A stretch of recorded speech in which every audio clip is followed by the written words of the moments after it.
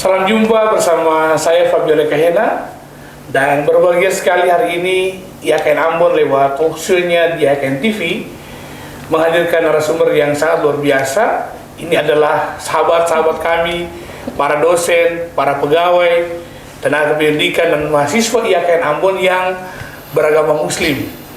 Kita tahu bahwa IAKN Ambon ini adalah kampus Kristen, Institut Agama Kristen Negeri Ambon, tetapi mahasiswanya, dosennya, pegawainya ada dari berbagai agama. Dan di momentum bulan puasa dan memasuki Ramadan di besok hari ini, berbahagia sekali kami bisa menghadirkan teman-teman untuk berdiskusi bersama, bercerita bersama mengenai pengalaman mereka bekerja di IAKN Ambon, sekolah di IAKN Ambon. Dan inilah teman-teman kami, para dosen dan mahasiswa.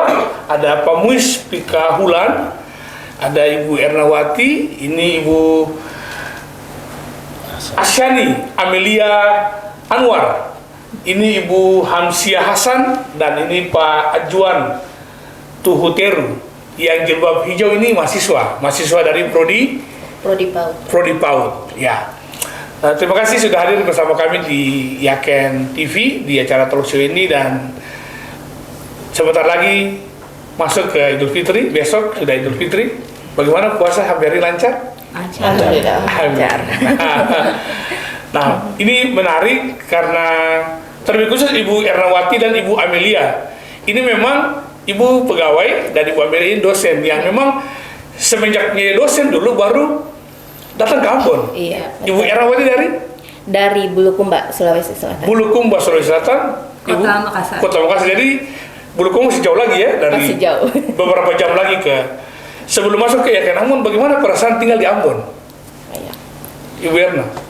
Pertama itu sebenarnya sangat awam begitu, karena baru menginjakkan kaki ke kota Ambon. Tapi saya search ke Google, ternyata sudah cukup berkembang.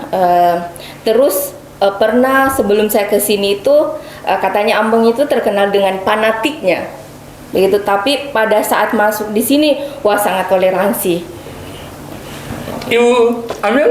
Ya, sama saja sama Ibu Erna. Jadi sebelum masuk ke sini sebagai orang yang berada di luar Ambon, otomatis saya datang merasa asing gitu sama kota Ambon. Tapi kemudian setelah berbaur bersama teman-teman, dan teman-teman di sini seperti yang Ibu Erna katakan, toleransinya sangat tinggi sekali. Jadi mereka itu bahkan mengajak saya jalan sampai ditanya, misalnya kami masuk ke satu rumah makan atau resto, mereka bertanya di sini makanan halal enggak gitu. Jadi saya sangat excited gitu sama teman-teman dengan perilaku mereka ya. Sudah berapa lama di Ambon nih? Ibu Erna berapa lama? Kurang lebih 3 tahun. 3 tahun? Iya, sama 3 tahun. Satu angkatan. Kami satu angkatan CPNS. Jadi minimal sudah bisa memahami kota Ambon. Masih hilang jalan atau masih belum semua? Belum semua kayaknya. Tapi minimal jalan ke kampus tahu lah. Minimal ke kampus tahu lah. Ya.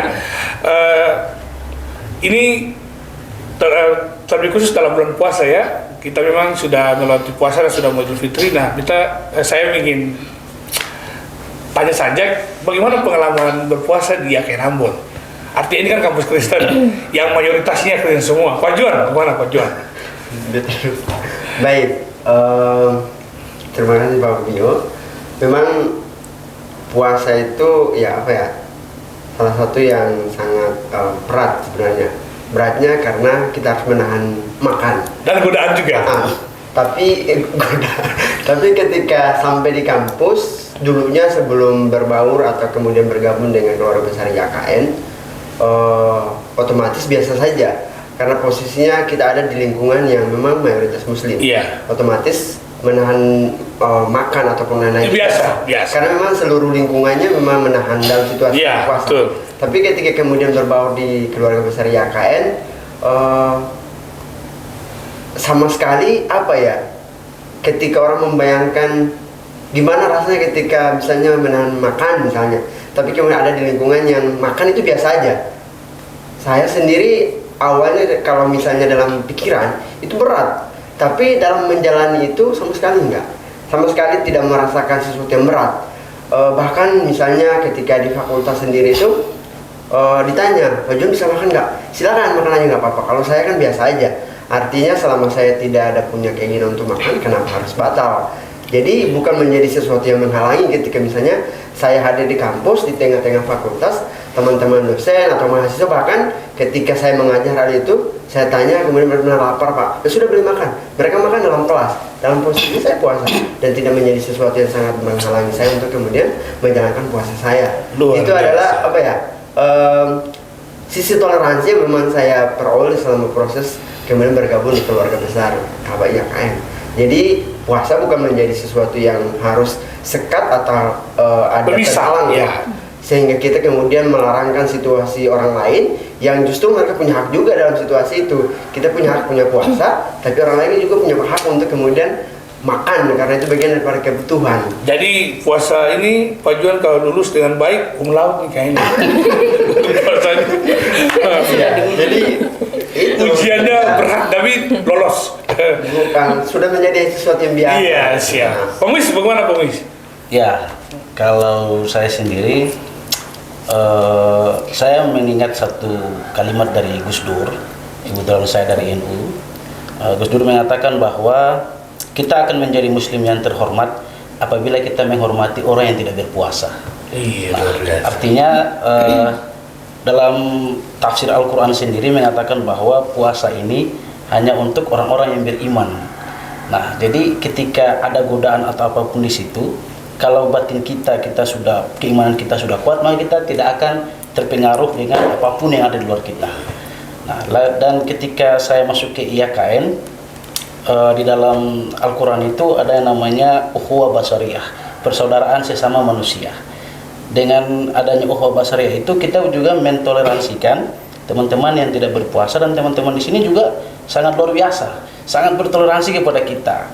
Mungkin ada yang mau makan atau yang mau apa gitu, malu hati atau apa gitu, tapi kita pun menganggap bahwa tidak apa-apa, kita biasa saja, kita tidak bermasalah karena memang puasa ini hanya untuk orang-orang yang beriman. Iya. Jadi kalau yang imannya tergoda ya jangan berpuasa. Iya. Nah, Ibu Ona, bagaimana sebagai mahasiswa? Kalau mungkin mahasiswa ya pasti ya tahulah, kalau mahasiswa kan mereka kadang-kadang makan, minum, kadang-kadang merokok ya. Bagaimana Ibu Ona merasakan berpuasa di tengah-tengah mahasiswa Kristen ya di IAKN Ambon? Iya, terima kasih Pak. Mungkin yang saya rasakan itu mereka juga sangat minder dengan saya karena saya berpuasa di dalam kelas, karena mungkin karena mahasiswa mungkin seumuran itu masih labil, mereka masih dikatakan, mungkin kalau kita sebagai orang tua kita masih bilang mereka anak-anak. Jadi mereka makan ataupun minum, mereka selalu toleransinya sudah sangat tinggi, dan saya merasa sangat nyaman dengan mereka karena mereka selalu, Ibu mohon maaf karena kita mau makan. Ya saya sih tidak apa-apa, mungkin dikatakan Bapak berdua sih benar, itu untuk orang-orang yang beriman dan itu untuk orang-orang yang bagaimana. Namun di sini karena mereka adalah mahasiswa yang mereka umurnya masih di bawah, jadi saya tidak merasakan apa-apa, jadi itu biasa saja bagi saya.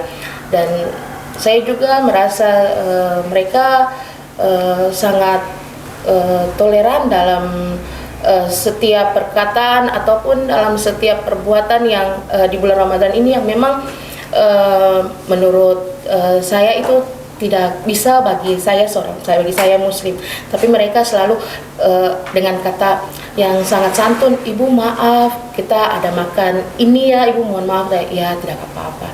Jadi itu sangat luar biasa bagi saya. Iya.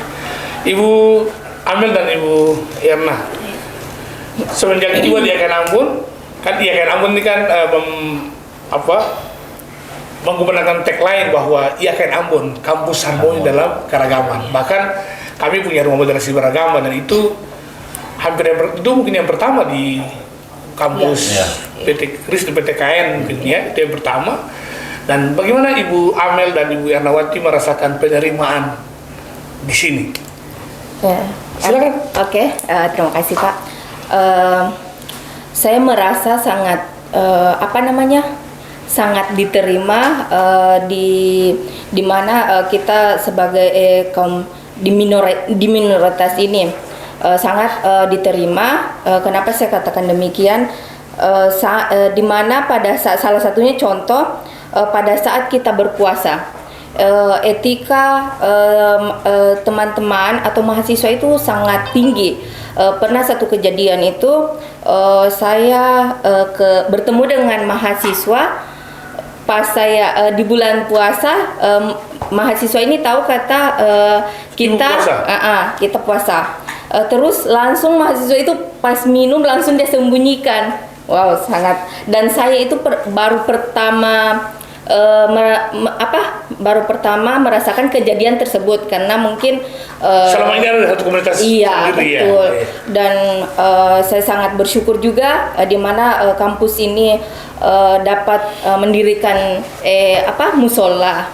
Jadi kita tidak kesulitan untuk beribadah. Ibu Amir? Ya, sama saja sama yang sudah disampaikan sama teman-teman semua. Jadi awal masuk ke YKN sebenarnya saya kan belum tahu YKN sebenarnya apa gitu. Lalu saya juga sebagai orang yang berada di luar Ambon, dari kota Makassar itu, karena di sana kami kan berbaur gitu kan. Jadi saya terbiasa dengan lingkungan yang heterogen. Nah, setelah saya artinya mendaftar ke YKN sempat ragu juga sih, maksudnya saya tidak akan diterima karena saya berbeda agama gitu. Tapi setelah saya masuk, saya merasa kayak sangat diapresiasi gitu. Bahkan saya ingat pertama kali saya berpuasa di YKN itu, dan sama seperti kejadian yang Ibu Erna alami itu, saya mendapati mahasiswa yang sedang mau minum. Lalu karena saya lewat, lalu minumnya itu disembunyikan di belakangnya gitu. Dan pas Lebaran itu hal yang sangat menakjubkan sekali gitu dari sikap keluarga besar YKN itu, saya disalami oleh satu YKN gitu. Itu kayak hal yang luar biasa sekali yang saya alami di sini. Jadi nanti masalah tuh kalau open house. So kalau open house, bapak ibu yang buka sendiri, kami yang rame-rame ke sana. Iya kan? Ya, Pak Muiz, tertarik saya baca tulisan dari Pak Muiz ini, yang Pak Muiz pernah tulis di beberapa tahun lalu, mencari nafkah di kampus Kristen. Dan itu ditulis pada saat Hari Pancasila. Iya. Hari Pancasila. Terus itu menarik. Pak Muiz, apa yang menjadi latar belakang Pak Muiz menulis kisah itu? Iya. Tepat pada momentum Hari Kesaktian Pancasila itu, sebagai refleksi kritis kita pada kondisi bangsa kekinian, saya kemudian menulis suatu artikel di situ yang menggambarkan bahwa kita yang Muslim ini, khususnya untuk di Maluku, kita juga bisa masuk kepada lembaga-lembaga agama yang mayoritas Kristen untuk kita mencari nafkah di sana. Dan ada juga lembaga-lembaga agama yang misalnya mayoritasnya kampus-kampus Islam, ada juga yang teman-teman dari Kristen yang hadir di sana juga. Nah, sehingga saya mau menggambarkan kepada bangsa Indonesia bahwa di Maluku ini tidak ada lagi tidak ada lagi sekat, tidak ada lagi stereotip bahwa terjadi akibat daripada konflik silam lalu sehingga membuat kita memilih untuk tidak bercampur, tidak berbaur dengan yang berbeda. Tetapi di Maluku sini kita semua sudah sangat begitu cinta akan perdamaian, keindahan, kasih sayang. Begitupun juga kalau saya mengutip di dalam teori hukum kasih itu, ada satu kalimat yang mengatakan bahwa kalau engkau berbuat baik kepada temanmu atau sahabatmu, maka levelnya tidak ini. Tetapi kalau itu skornya sama, 0-0. Tapi kalau engkau berbuat baik dengan orang yang membencimu, makanya levelnya itu akan naik 1-0 gitu. Nah, saya belajar itu di IAKN. Saya temukan itu di IAKN. Sebelum saya masuk ke IAKN, saya belum menemukan aplikasi atau teori kasih itu seperti apa. Sehingga saya menganggap bahwa IAKN ini selain kampus yang tadi tagline-nya harmoni dalam beragama, tetapi juga IAKN ini menyebarkan kasih kepada kita, sehingga kita yang bukan Kristen ini kita pun menerima percikan kasih itu daripada kampus IAKN ini. Merinding luar biasa. Iya. Sehingga saya merasa bahwa ya udah, ini perdamaian ini tidak lagi abu-abu, atau perdamaian ini tidak lagi hanya sebagai bentuk kampanye dan lain sebagainya, tapi ini sudah nyata. Real, ya, dan real dan nyata itu kita bisa lihat di IAKN Ambon selaku kampus yang menerima segala macam perbedaan. Saya kira begitu. Dalam berbagai kesempatan, saya juga selalu bilang bahwa ketika orang Indonesia mulai tentang damai, mulai tentang saling mengasihi, harus mulai dari Maluku, Kota Ambon secara khusus. Kita pernah mengalami tragedi sosial yang cukup pahit, ya. Tapi dari sebuah kepahitan itu muncullah rasa manis, muncullah keindahan yang kemudian kita rasakan sekarang. Dan berbahagia sekali Bapak Ibu bisa ada di IAKN Ambon dan menjadi warna yang tersendiri daripada IAKN Ambon. Yang paling terakhir, bagi Bapak Ibu sendiri, kira-kira ke depannya apa yang mesti Bapak Ibu sampaikan untuk masyarakat Kota Ambon, masyarakat Maluku, Indonesia secara khusus mengenai keberagaman, moderasi, supaya orang percaya bahwa betul-betul di Indonesia ini, di Ambon, Maluku ini, memang real terjadi soal interaksi sosial antara Islam, Kristen, Hindu, Buddha, dan itu menjadi sesuatu yang real dan nyata, dan itu bukan lagi tidak menjadi lip service, ya, tidak menjadi sekedar slogan atau tagline, tapi memang kehidupan ini sebenarnya harus diinginkan yang terjadi di Indonesia, sehingga tidak ada lagi orang yang dikotak-kotakan. Misalnya contoh dalam pandangan politik misalnya, atau dalam pilihan politik, atau dalam hal-hal yang lain. Tapi kita semua mesti belajar untuk saling terbuka dan saling berjumpa dengan satu dengan yang lain. Dan saya kira kami juga yang mayoritas di IAKN Ambon menerima Bapak Ibu tanpa melihat batas, bahkan betul memang di IAKN Ambon ada musola, dan itu kami siapkan, IAKN Ambon secara institusi menyiapkan supaya ketika ada waktu sholat, Bapak Ibu tidak lagi keluar dari kampus yang mungkin jarak dari Halong ke kota itu agak jauh, sehingga membuat Bapak Ibu tidak buru-buru, tidak macet dan sebagainya, sehingga kampus menyediakan fasilitas itu untuk Bapak Ibu bisa beribadah secara baik, ya, sesuai dengan waktu-waktu yang telah ditentukan. Nah, saya kira itu yang paling terakhir, mungkin sebagai closing statement lah dari Bapak Ibu yang bisa disampaikan kepada kita semua, apa yang bisa kita bilang untuk masyarakat Kota Ambon, Maluku, bahwa bagaimana itu moderasi beragama, keberagaman, dan bagaimana cara hidup saling berinteraksi itu dengan baik. Dimulai dari mana ya? Pak Juan, silakan. Baik, terima kasih Bu. Sebelum masuk ke closing statement, saya kebetulan saya meneliti juga kemarin tentang moderasi. Jadi kalau kita membahas soal moderasi beragama, maka saya cuma bilang begini: mau belajar moderasi beragama, datang di IAKN.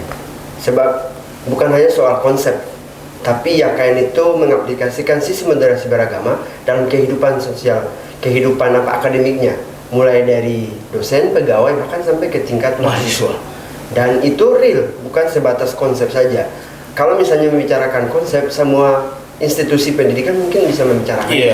Tapi soal aplikasi di lapangan, realisasi soal konsep moderasi beragama di IAKN, sangat kelihatan nuansanya ketika misalnya dalam kelas ada, misalnya kebetulan di pariwisata itu kan ada Kristen dan Muslim. Ketika dalam proses pembelajaran sebelum mulai, kemudian mahasiswa saya arahkan untuk berdoa, nuansanya sangat baik sekali ketika kita melihat di situ ada yang berdoa dari posisi Islam dan ada juga yang kemudian Kristen.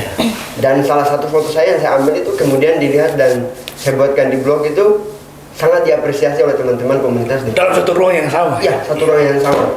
Dan foto itu benar-benar mengikut bagaimana nuansanya moderasi beragama sebetulnya.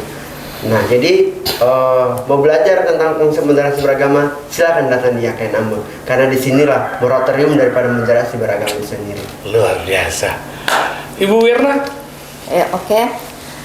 Kan di Indonesia ini memang memiliki beberapa agama yang beragam. Jadi kita sebagai warga negara harus bermoderat lah, karena moderasi itu indah. Dan saya merasakan sendiri bagaimana di lingkup IAKN Ambon ini moderasinya sangat tinggi. Ibu Amel?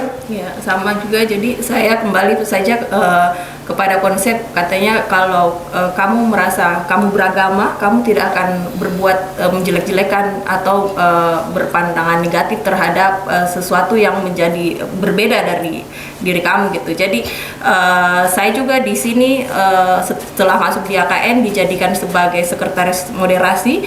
Saya juga punya beberapa riset tentang moderasi beragama dan sama dengan teman-teman yang sampaikan bahwa ketika kamu mau belajar tentang moderasi, kamu bisa masuk di AKN Ambon gitu, karena di AKN Ambon itu cara berpikiran moderat dalam beragama itu sangat terlihat sekali gitu. Ibu mana? Ya, saya berterima kasih sekali datang ke YKN Ambon, karena memang saya asli memang dari Ambon, namun di satu sisi pertama ke sini memang agak janggal sekali, karena di situ kita harus menyesuaikan menyesuaikan diri kita dengan Orang lain. Iya. Namun di sini saya mendapatkan pengalaman yang paling berharga adalah bagaimana cara kita bermoderasi beragama, karena kita di Ambon biasanya kita dengan Muslim saja, kini kita harus berbaur dengan ada saudara kita yaitu saudara Kristiani. Jadi kalau memang benar-benar Anda ingin belajar tentang moderasi, marilah kita sama-sama ke YKN Ambon. Saya dari Prodi PAUD dan saya ada beberapa teman-teman Muslim di sini dan kami merasakan sekali moderasi itu seperti apa. Marilah kita sama-sama ke YKN Ambon. Terima kasih. Pak Muiz, silakan. YKN Ambon merupakan ikon moderasi beragama di Maluku, khususnya di kota Ambon. Dan harapan kami juga agar ke depan kampanye-kampanye moderasi beragama ini tidak boleh pupus, tidak boleh kering, tetapi terus disemangatkan. Kita harus tunjukkan pada generasi muda kita bahwa kita bukan generasi tua yang masih terkomplikasi dengan peristiwa-peristiwa masa lalu, tapi kita generasi muda yang menatap ke depan, Maluku ke depan lebih baik melalui pancaran dari YKN Ambon itu sendiri. Terima kasih. Sungguh luar biasa dialog kita di hari ini. Saya sendiri terharu, speechless. Saya beraduk rasa dengan teman-teman yang beragama Muslim yang ada di YKN Ambon, dan saya sendiri juga kalau tidak teman-teman Muslim di YKN Ambon, mungkin saya sendiri juga tidak bisa belajar tentang moderasi. Saya mungkin tidak bisa belajar tentang bagaimana bertoleransi kalau kita hanya satu komunitas. Kalau kita hanya Kristen di sini, maka kita juga tidak bisa belajar bagaimana kita menerima orang lain. Dan kehadiran teman-teman di sini, baik sebagai dosen, mahasiswa, pegawai, memberikan sebuah nuansa dan warna tersendiri bagi YKN Ambon. Dan biarlah dari YKN Ambon, kota Ambon, Maluku, Indonesia bisa belajar bagaimana cara bermoderasi, bagaimana cara toleransi, bagaimana kita saling menerima, saling berinteraksi tanpa ada batas, ya, tanpa ada batas, tanpa ada sekat. Saya dengan Ibu Asyani, dengan Ibu Amel, saya dengan Ibu Errawati, saya dengan Ibu Perdana Pak Muiz, dengan Ona sebagai mahasiswa, Ibu Ona dengan Pak Juan, kita mengalami sebuah proses dialog, diskusi, dan proses pembaruan yang tanpa ada batasan, dan saya kira itulah moderasi yang sesungguhnya. Jadi menurut Pak Juan tadi, jika kita mau yang moderasi, bagi dia dan teman yang lain, datang di YKN Ambon, dan sini kita benar-benar bisa pahami sungguh betul bahwa berbeda itu indah. Berbeda itu kekuatan, dan itu yang menjadikan Indonesia ini kuat. Bhinneka Tunggal Ika, berbeda-beda tapi satu. Sampai berjumpa lagi bersama kami di AKN TV. Beta Fabiola Kahena pamit. Sekaligus kami berlima mau mengucapkan minal aidin wal faizin, mohon maaf lahir dan batin.